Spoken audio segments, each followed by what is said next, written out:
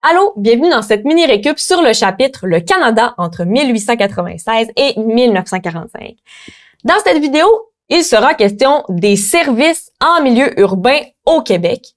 Et plus précisément, on va parler de l'urbanisation, des problèmes en ville, de la santé publique et des services publics.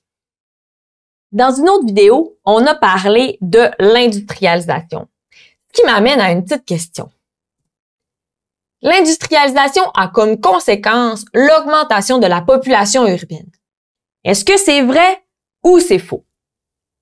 C'est vrai. Donc, l'une des conséquences de cette industrialisation, c'est l'urbanisation. Petit rappel de ce qu'est l'urbanisation, c'est le phénomène de concentration de la population dans les villes. Donc, il y a plusieurs personnes qui quittent le milieu rural, donc la campagne, pour aller s'installer en ville. Pourquoi ces personnes-là quittent la campagne pour aller s'installer en ville? Eh bien, c'est parce qu'il y a des industries. Donc, les industries se trouvent surtout en ville, notamment à Montréal. Les gens veulent trouver des emplois, donc vont s'installer dans les villes. Ça va faire en sorte qu'en 1920, environ en 1920, c'est la première fois que la population des villes est plus grande que la population des campagnes. Avant de se lancer dans les problèmes en ville, on va se situer un peu dans le temps. Donc, dans cette vidéo-ci, on va se concentrer de la période qui part d'environ 1910 à environ 1930. Là, on n'est pas dans un événement spécifique qui commence à une date précise qui se termine à une date précise. Donc, c'est pour ça qu'on t'a mis des petites flèches de chaque côté pour te montrer que c'est une période qui est approximative. Donc, environ 1910 à environ 1930. Et là, l'urbanisation plutôt rapide, ça va entraîner des problèmes en ville parce que les infrastructures en ville sont pas faites pour accueillir autant de monde qui arrive autant rapidement. Ça m'amène à une petite question. Les problèmes dans les villes touchent surtout A, les quartiers ouvriers ou B, les quartiers bourgeois. Ça touche surtout les quartiers ouvriers. Les quartiers ouvriers qui se trouvent près des usines ont une plus forte densité de population et sont aussi moins bien organisés. Donc, quand je parle de moins bien organisés, c'est souvent qu'ils n'auront pas l'eau courante, qu'ils n'auront pas d'égout. Donc, si on boit de l'eau qui est contaminée, on risque d'attraper des maladies.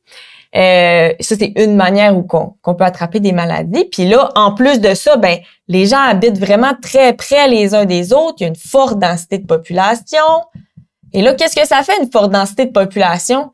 Bien, ça fait que s'il y a une personne ici qui est malade, l'autre est vraiment proche, elle va attraper sa maladie, puis là, l'autre aussi, puis l'autre aussi, puis l'autre aussi. Fait que là, ça va se propager et ça va créer des épidémies. Donc là, il va falloir trouver des solutions pour éviter ces problèmes-là, donc ces problèmes d'hygiène et de maladies-là qui sont présents dans les villes. Il y a différentes mesures qui vont être mises en place pour améliorer la santé et la qualité de vie des citoyens, surtout les citoyens qui habitent dans les quartiers ouvriers parce qu'il y a plus d'insalubrité, donc il y a plus de problèmes de santé également. Donc, qu'est-ce qui va être mis en place pour lutter contre la mauvaise hygiène, les maladies, et cela, ça entraîne des épidémies. Donc, qu'est-ce qu'on fait pour lutter contre ça? Il y a des campagnes de sensibilisation qui vont être mises en place, donc sur l'hygiène. Donc, on va aller voir les sensibilisations. Donc, les citoyens, les gens vont aller voir les citoyens pour les sensibiliser à une bonne hygiène, parce qu'une bonne hygiène, mais ça peut éviter la propagation de maladies. Il va y avoir aussi des campagnes de vaccination. La vaccination va permettre d'éliminer ou du moins de réduire la propagation de plusieurs maladies. Et ces deux éléments-là, réunis ensemble, vont vraiment avoir des impacts réels sur la santé et la qualité de vie des gens dans les villes. Et ça m'amène à une question. La mortalité infantile est un problème dans les villes. Est-ce que c'est vrai ou c'est faux? C'est vrai. Donc, en effet, la mortalité infantile, c'est encore un problème, un grand problème dans les villes, surtout dans les quartiers ouvriers. Donc, lorsqu'on parle de mortalité infantile, on parle de mortalité chez les enfants. Infantile. Donc, une mortalité qui est due aux épidémies, mais qui est due aussi à la mauvaise qualité du lait et à la mauvaise qualité de l'eau. Donc là, il faut trouver des solutions pour ça. Donc, des solutions pour essayer de diminuer la mortalité infantile. L'une de ces solutions-là, ça va être la goutte de lait. La goutte de lait, qu'est-ce que c'est? C'est un organisme qui va distribuer du lait de bonne qualité, du lait pasteurisé, donc qui n'a pas de mauvaises bactéries à l'intérieur. La Ville de Montréal va aussi mettre en place un système de filtration de l'eau. Filtration, et va également ajouter du chlore à son eau pour éliminer des mauvaises bactéries, encore une fois là, et améliorer la qualité de l'eau. Donc ça, ce sont des solutions qui visent à diminuer la mortalité infantile. Mais tu sais, par rapport à l'eau, mais ça va diminuer pas juste la mortalité infantile, mais ça peut aider aussi pour les adultes qui consomment cette eau-là. Par la suite, encore pour l'amélioration des conditions de vie, de la qualité de vie des gens qui travaillent qui vivent surtout dans les quartiers ouvriers. Ce sera pas bien long, je vais effacer tout ça. Dans les logements, donc on disait que les logements, il y en a beaucoup proches des usines, ils n'ont pas nécessairement l'eau courante ou les égouts. Donc les nouveaux logements vont avoir de plus en plus de commodités. Donc quand on parle de commodité, on va parler, par exemple, d'avoir accès à l'électricité dans son logement. Donc, l'électricité. D'avoir aussi l'accès à l'eau courante, mais avec les infrastructures pour comme la distribuer un peu dans la maison. Fait que, par exemple, un bain, une toilette avec une chasse d'eau.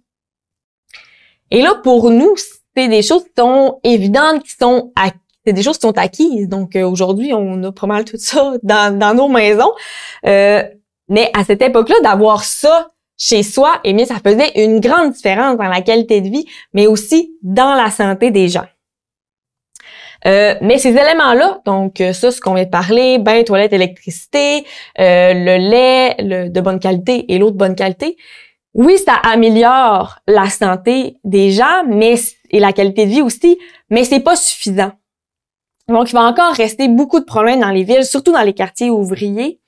Et il va encore falloir travailler là-dessus pour améliorer encore plus la santé, parce que Montréal, dans les années 1920, malgré ça, va quand même être l'une des villes avec le plus haut taux de mortalité en Amérique du Nord. Pour améliorer la qualité de vie des gens qui vivent en ville, les villes, municipalités vont mettre en place différents services. Par exemple, la collecte des déchets, la construction de réseaux d'égouts, construction de réseaux d'aqueducs, la distribution d'électricité, un peu comme on vient de parler. Donc ça va améliorer la qualité de vie des gens. Il y a également d'autres services comme par exemple les banques, les écoles, les hôpitaux. Donc ça, c'est des services qui vont améliorer aussi la qualité de vie des citoyens. Ça, c'est un peu comme une roue. En fait, plus il y a de population, ben plus il va y avoir de services, plus on va être capable de mettre en place des services. Puis là, plus il y a des bons services, ben plus ça attire de la population. Fait que là, la population elle va augmenter. Fait que là, il va y avoir plus de services. Puis là, plus de... Fait que tu vois un peu le principe. Mais souvent, un autre problème qui arrive, c'est que souvent, la population, elle monte un peu trop vite pour les services. Donc, on n'est pas capable, les villes plutôt, sont pas capables de mettre en place des services aussi rapidement que la croissance de la population. Mais quand même, il y a de plus en plus de services pour accommoder la population. Voici une petite question. Quel autre type de service facilite la vie des habitants de la ville? A. Les hôtels. B. Le transport. C. L'Internet. C'est B. Le transport. La mise en place du transport en commun, par exemple le tramway, ben ça va permettre à certaines personnes d'aller s'établir plus loin de leur lieu de travail, donc de pouvoir trouver des logements qui ont plus d'allure, si je peux dire, donc qui ont des meilleures commodités. Mais ça reste que c'est quand même pas tout le monde qui a les moyens de déménager, de se payer un meilleur appartement ou une maison, tout simplement, parce qu'il y a encore plusieurs personnes qui sont en situation de pauvreté. Les villes vont continuer de se transformer. Il y a de plus en plus de services puis d'activités aussi qui vont arriver dans les villes. Par exemple, il va y avoir de plus en plus de parcs, de plus en plus de restaurants, des hôtels, éventuellement des cinémas. Donc, tout ça, ce sont des choses qui vont, des éléments qui vont améliorer la qualité de vie des habitants dans les villes. C'est la fin de cette mini-récup sur le chapitre « Le Canada entre 1896 et 1945 ». Plus précisément, on a parlé des services en milieu urbain au Québec pendant cette période. Je t'invite à aller écouter les autres vidéos de ce module pour compléter ta révision.